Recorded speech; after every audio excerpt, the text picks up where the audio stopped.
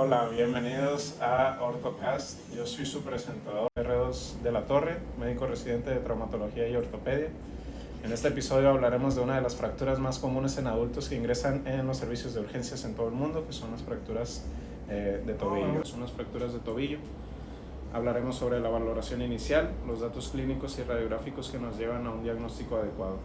Los invitados del día de hoy son los doctores. Hola, yo soy Alan García, actual residente de R3 de traumatología y ortopedia. Hola, soy Eduardo Chávez, R4. Yo, Carlos Ramírez, residente de segundo año de traumatología y ortopedia de esta unidad. Y yo soy Ningiri Alpuche, médico residente de primer grado de traumatología y ortopedia. Fractura de tobillo es de las patologías más frecuentes que van a recibir en el servicio de urgencias. Y pues bueno, en este caso, el día de hoy vamos a analizar a una mujer de 50 años de edad, la cual dice que al bajar 2 escalones se dobla el tobillo y posteriormente no puede apoyar ese tobillo, razón por la cual acude al servicio de urgencias. Y pues bueno, cuando llega a urgencias, ahora sí, pregunta para el doctor Ramírez. ¿Qué es lo primero que debemos de hacer ante este paciente? Hablando específicamente del tobillo, ¿qué tenemos que ver? Primero que nada, la inspección. Tenemos que explorar la zona que estamos valorando en busca de edema, de deformidad. A la palpación tenemos que sentir si crepita o no. Además del dolor que refiere al paciente y la pérdida de la limitación de los movimientos. En cuanto a los estudios de gabinete, pues el estudio inicial siempre va a ser una radiografía. ¿Qué proyecciones tenemos que pedir? Una AP lateral del tobillo, y también podemos pedir como complementación diagnóstica una proyección de mortaja, que esta es en rotación interna de 15 a 20 grados. En el caso de la resonancia magnética, esta está indicada para valorar lesiones de ligamentos, pero también hay que recordar que las lesiones de ligamentos en agudo nunca se deben de tratar.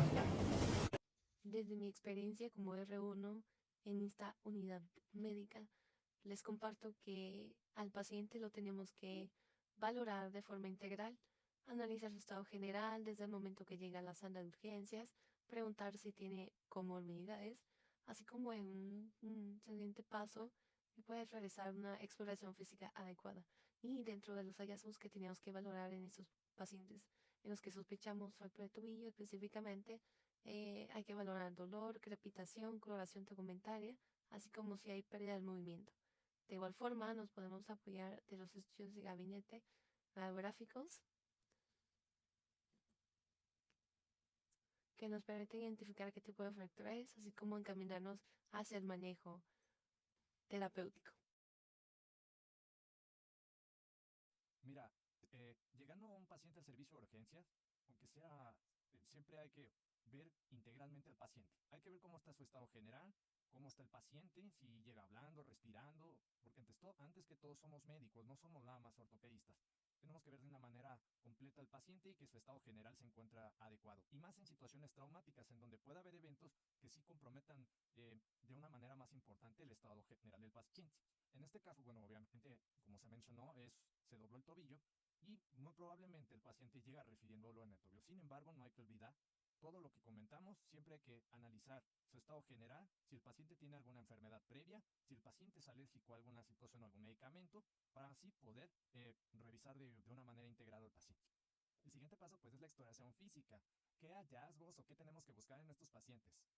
Específicamente en las fracturas de tobillo que mencionó anteriormente, son de las fracturas más comunes que llegan a un servicio de urgencias y de todas las edades, porque llegan desde edades laborales hasta personas de edad avanzada o de la tercera edad. Son fracturas muy comunes por cualquier evento, por algún evento deportivo o por alguna situación de menor energía como la que acabas de comentar. En estos casos, pues, siempre hay que revisar, siempre hay que valorar dentro de los criterios universales de las fracturas, pues si hay dolor, si hay crepitación, si hay edema o inflamación a nivel de donde existe dolor, si hay cambios en la coloración del sitio doloroso y si hay pérdida del movimiento. Esos son datos, digamos, universales de las fracturas que nos pueden hacer, que nos pueden orientar a que el paciente tenga una lesión de mayor gravedad, como en este caso podría ser una fractura. ¿Y cuál es el siguiente paso en estos pacientes? ¿Qué estudios de gabinete tenemos que solicitar para poder realizar un diagnóstico? Mira, una vez revisado el paciente de manera integral y del sitio ya específicos, a una exploración dirigida en este caso, si sospechamos de que puede tener el paciente una lesión de mayor gravedad, como en este caso una fractura, hay que solicitar estudios radiográficos. Es el estudio de primera elección. Los estudios radiográficos que se solicitan en este tipo de lesiones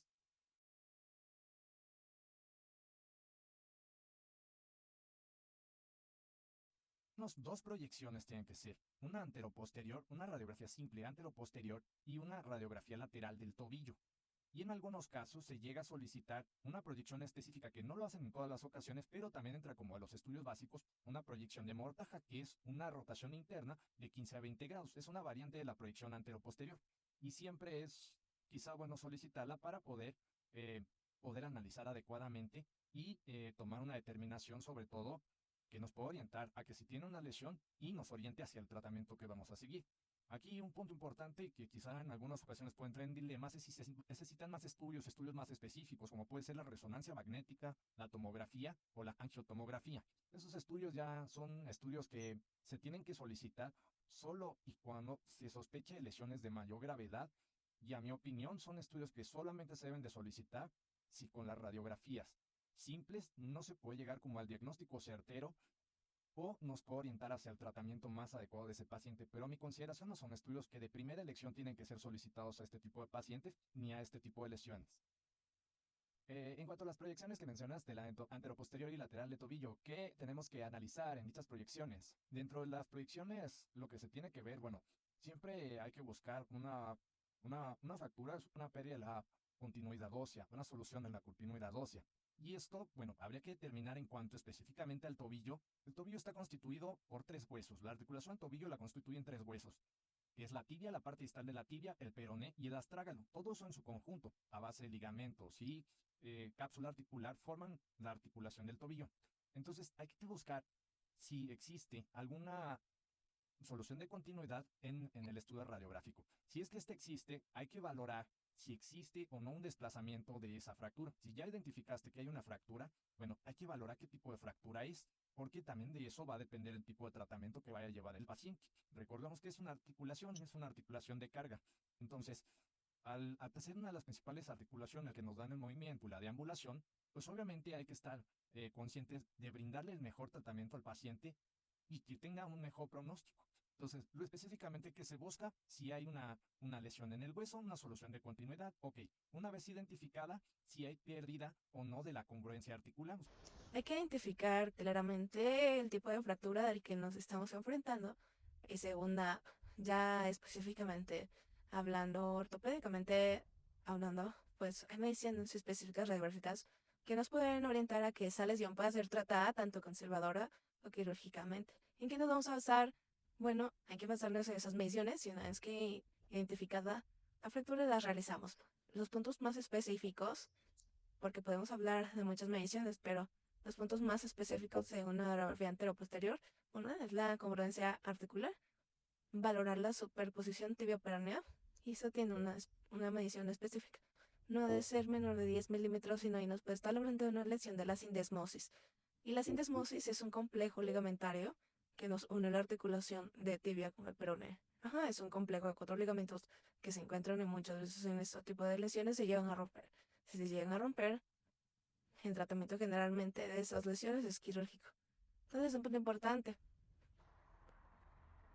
El otro punto es el ángulo talocrural, es la pérdida de la altura del peroné y se realiza también porque a grandes rasgos se trazan 2 líneas, una a nivel de la superficie articular de plafón tibial y otra a nivel de los malleolos. Esta medición nos tiene que dar aproximadamente entre 75 y 87 grados.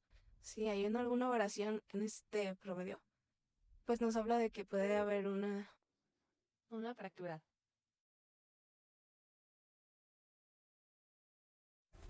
Los puntos más específicos que hay que valorar, por ejemplo, en una radiografía anteroposterior, una es la congruencia articular, 2, valorar a la superposición tibio-peronea, y esta tiene una medición específica, no debe ser menor de 10 milímetros, sino ahí nos puede estar hablando de una lesión de la sindesmosis, y la sindesmosis es un complejo ligamentario que nos une la articulación del tibia con el peroné.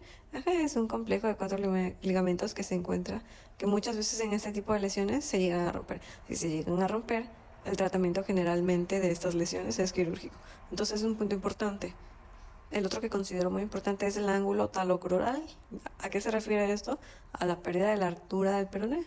Y a grandes rasgos se trazan 2 líneas, una a nivel de la superficie articular del plafón tibial y otra a nivel de los malleolos. Esta medición nos tiene que dar aproximadamente entre 75 y 87 grados.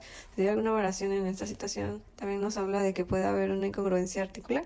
Entonces el tratamiento de este tipo de lesiones va encaminado mucho a veces a un tratamiento quirúrgico, que pues en un rato tocaremos más específicamente ese punto.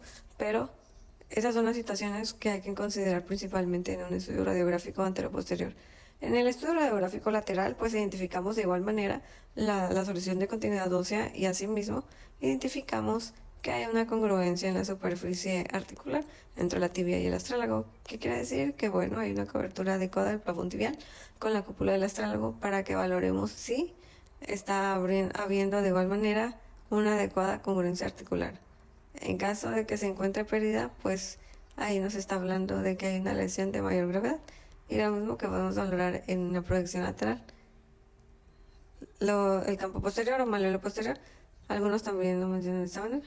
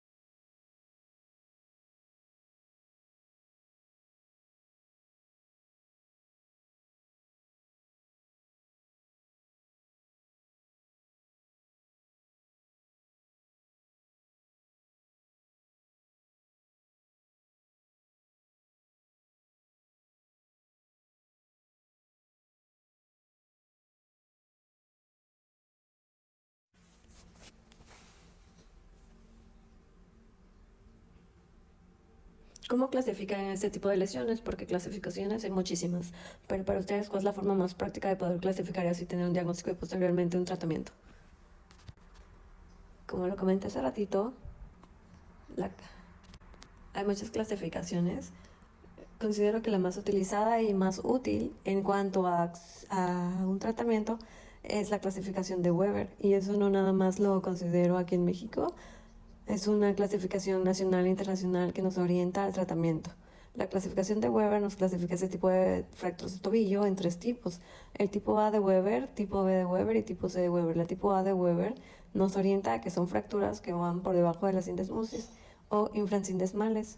Generalmente ese tipo de lesiones pues son lesiones que muy probablemente pueden llevar un tratamiento conservador si es que no existe un desplazamiento.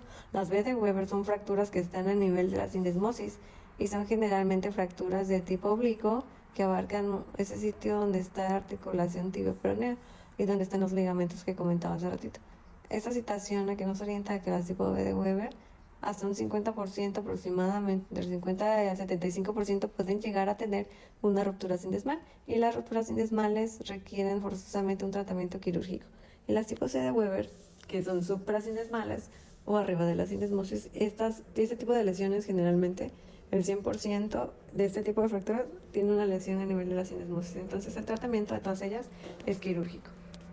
Esta clasificación es la más utilizada en todos los hospitales a nivel de la ortopedia y la traumatología.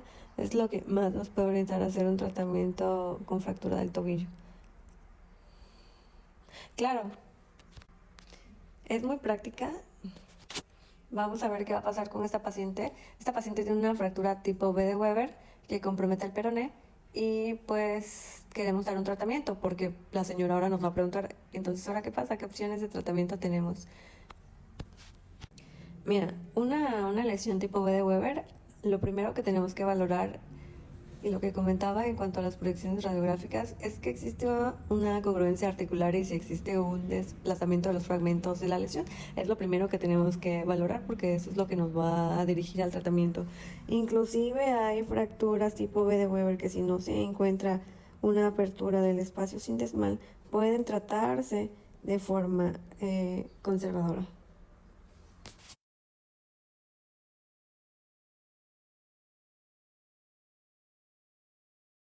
Hay lesiones que obviamente son muy evidentes y de primera instancia al visualizarlas se puede tomar una determinación. Sin embargo, si hay lesiones más sutiles o de más difícil diagnóstico que a veces cuesta un poquito más de trabajo realizar esa detección, pero suponiendo en este caso que tiene una fractura tipo B de Weber, en el cual aquí tenemos dos opciones: si no existe desplazamiento de los fragmentos de la lesión, si no hay un acortamiento del peroné y si no hay una apertura del espacio sindesmal, hay fracturas tipo B de Weber que pueden ser tratadas conservadoramente. ¿Cómo es conservadoramente? Bueno, pues se trataría con una bota de yeso suropodálico. Ese es el tratamiento habitual. Actualmente, como que la ortopedia evolucionó mucho y ahora también se puede colocar una fibra de vidrio de la misma manera suropodálico. O sea que va debajo, 5 centímetros por debajo del hueco popliteo hasta la altura de nivel distal a nivel de las articulaciones metatarsofalángicas. Y esto para que nos permita la movilidad de la rodilla. En cuanto al tratamiento conservador de este tipo de lesiones, hay que recordar que siempre que se inmoviliza una articulación, tiene que ser inmovilizada en una posición fisiológica. La posición fisiológica del tobillo es a 90 grados. ¿Por qué? Porque si en dado caso generara una rigidez o alguna otra situación en la cual le costara más trabajo rehabilitar al paciente, por lo menos les funcionar su tobillo y puede desarrollar una posición fisiológica. La posición fisiológica del tobillo es a 90 grados porque si en dado caso se generara una rigidez, alguna otra situación en la cual le costara más trabajo rehabilitar al paciente, por lo menos le desfunciona su tobillo y puede desarrollar una deambulación, que eso es lo importante. Puede volver a caminar, eso es lo que buscamos. Nunca se inmoviliza una articulación en una posición que no sea fisiológica. Recordemos que en este tipo de lesiones, la tipo B de Weber también puede requerir un tratamiento quirúrgico encaminado hacia otras situaciones, como podría ser una reducción abierta, fijación interna. ¿Y eso cómo es? Bueno, pues puede ser con placas, generalmente para este tipo de lesiones se utilizan placa tercio de caña que se coloca en el maleo lateral con peroneo y tornillos. Y en dado caso que hubiera una lesión dentro del maleo medial, porque también es un punto importante porque la clasificación de Weber va basada todo en cuanto a la lesión del malleolo lateral. Sin embargo, hay que recordar que la fractura del tobillo pueden ser unimaleolares, bimaleolares o trimaleolares. Y la unimaleolar es cuando se afecta el malleolo lateral o peroné. No medial si está lesionado y en conjunto con el peroneo se llama conjunta con el peroneo. Y si además de eso se encuentra fracturado el malleolo posterior y medial lateral, son fracturas trimaleolares. Y entre más compleja la fractura, más posibilidad de requerir un tratamiento quirúrgico. Y obviamente, si hay más estructuras comprometidas, va a influir en la evolución del paciente. Hay diferentes tipos de abordajes, hay diferentes tipos de osteosíntesis y diferentes tipos de materiales. Como en general, siempre es un punto importante. Siempre que exista una fractura, una lesión de este tipo, siempre hay que valorar los tejidos blandos. No nos vamos a enfocar directamente al hueso, sino que también tenemos que valorar las condiciones cutáneas, porque de eso depende de la evolución y el buen pronóstico del tratamiento. Porque siempre hay que fijarnos que en este tipo de lesiones el edema a veces es muy severo y la inflamación que puede tener el paciente es muy severa. A veces nos genera algo que se conoce como flictena, que nos puede dañar el tejido blando. Entonces, siempre que vamos a operar a un paciente o intervenir quirúrgicamente, las condiciones cutáneas tienen que estar en las mejores condiciones o en condiciones óptimas para llevar a cabo este tratamiento quirúrgico, porque si tenemos mayor riesgo, existen diferentes materiales placas, tornillos y demás, pero se nos pueden exponer si no tenemos buenas condiciones cutáneas. Eso quiere decir que pues se puede hacer áreas necróticas de la piel y posteriormente no va a afrontar esos bordes cutáneos y el material de osteosíntesis se puede exponer, mayor riesgo de infección y mayor fracaso de este tipo de casos. Entonces, antes que el tratamiento quirúrgico siempre hay que revisar esto. Si el paciente en su momento no está en condiciones como para poder ser intervenido quirúrgicamente, hay que inmovilizarlo. Se puede colocar un vendaje de Jones o un vendaje almohadillado, como también se le conoce, y esto para disminuir el edema. Si se encuentra una luxación, o sea, hay una incongruencia articular, siempre hay que realizar una reducción, o sea, dejarlo en una posición lo más fisiológica posible para que nos ayude a evitar este tipo de evoluciones, como es un edema muy severo que nos lleva a flectenas y nos retrasa más el tratamiento quirúrgico. Es por eso que en esta UMAE los doctores, cuando van a programar, nos envían a tomarle fotos a las extremidades que van a intervenir quirúrgicamente. Una vez que el paciente ya se ha intervenido quirúrgicamente, hay que valorar pues las condiciones cutáneas. En el ejemplo que tenemos de la paciente con la fractura B de Weber, las fracturas tipo B de Weber, lo que se hace es un abordaje lateral de tobillo que se hace a nivel del malleolo peroneo, se corre hacia proximal y se revisa el foco de la fractura. Se realiza una limpieza y se identifica dónde está roto el hueso. Se realiza una limpieza y se lleva a cabo una reducción abierta, la cual nos permite siempre dejar lo más anatómicamente posible y con un adecuado contacto los fragmentos de lesión para que pueda llevar a una adecuada consolidación. Ok.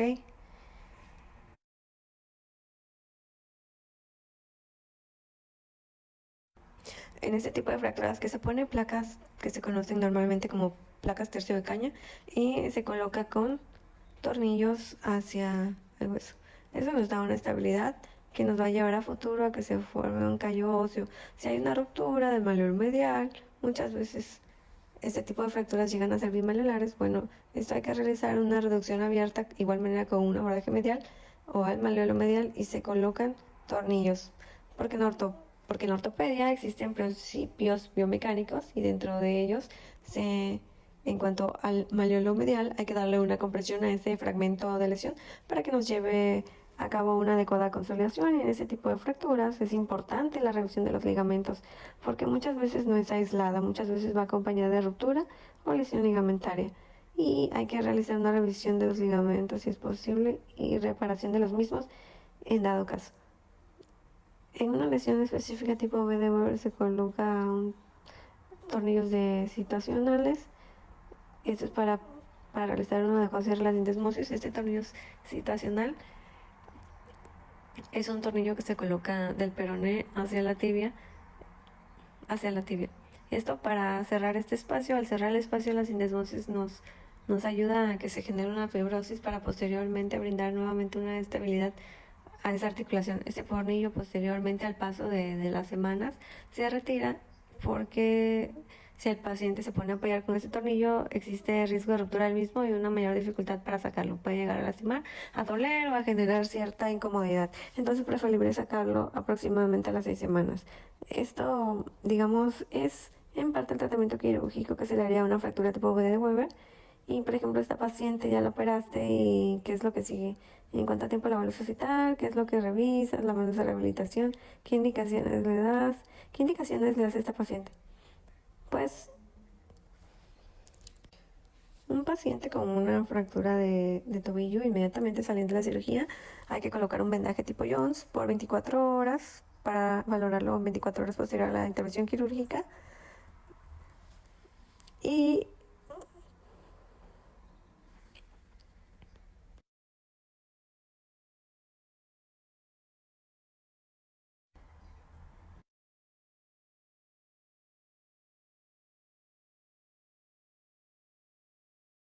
posterior a terminar el evento quirúrgico y demás, pues tiene altas posibilidades de una inflamación importante. Por eso es conveniente utilizar este tipo de vendajes para evitar esa inflamación, evitar formación de hematomas que posteriormente se nos puede desinfectar y pueden llevar a un mal pronóstico este tipo de lesiones o mal pronóstico de la evaluación de este tipo de cirugías.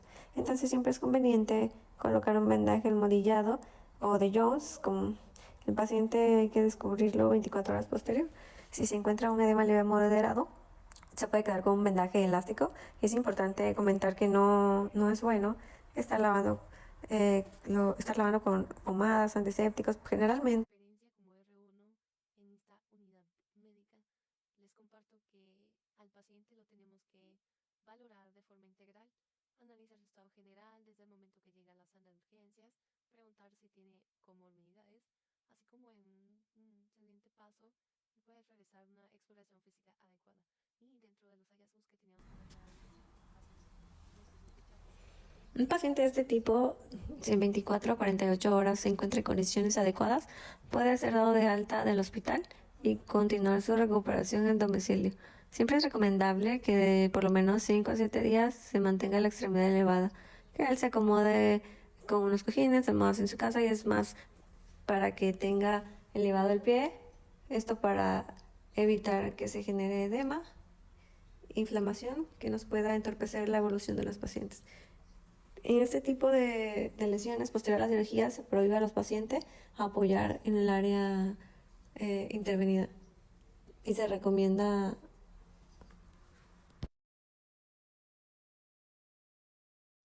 Un paciente de este tipo, si en 24 a 48 horas se encuentra en condiciones adecuadas, puede ser dado de alta del hospital, y usualmente les damos cita dentro de un mes y recuperación en domicilio. Y se les recomienda que tengan la extremidad elevada por una semana, que se acomoden unos cojines, unas almohadas en su casa, y que tengan elevado el pie y evitar la inflamación, cambios de coloración que nos puedan comprometer la circulación de la extremidad. Entonces, por lo menos de 5 a 7 días elevada la extremidad. Obviamente, en cuanto a la recuperación,